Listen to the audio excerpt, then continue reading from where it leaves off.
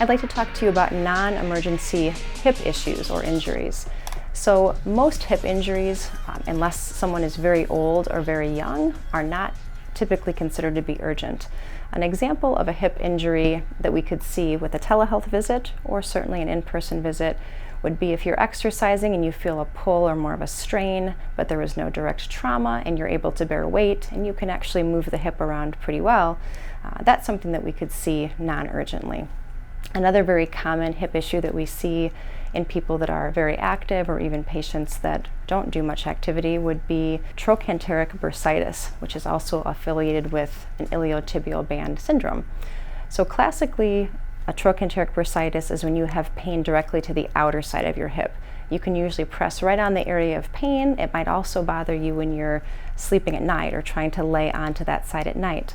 So if it's an area that you can press on directly and it's on the outer side of your hip, that could very likely be trochanteric bursitis. So initial treatment for trochanteric bursitis is usually icing that area for up to 15 minutes at a time. There's also some stretches that you can do, avoiding putting pressure through that region. Occasionally, if the symptoms aren't improving, we would consider an injection in the office. Again, not an emergency, but trochanteric bursitis is a common orthopedic hip issue. Classically, when we think about the hip joint, we're referring to the area either deeper within the groin or more deeper through the buttock region. That's really where our hip ball and socket are located. So if you've had an injury to your hip and you're having a lot of pain either into the groin or into the buttock and you cannot put weight through your leg or you're unable to get up from a fall, that's a more significant orthopedic injury and that should be seen urgently. If someone cannot get up off the floor and they've had a fall, classically those patients are taken to the emergency room by ambulance because they could have a fracture.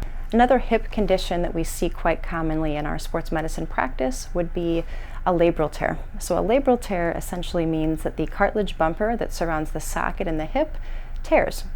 We could see this in a young athlete, such as a gymnast or a dancer, or we could see this in somebody a little bit older even. So classically, the symptoms of a hip labral tear might be if someone experiences pain or a catching or a locking sensation, usually deeper within the groin, but this could also happen within the buttock region.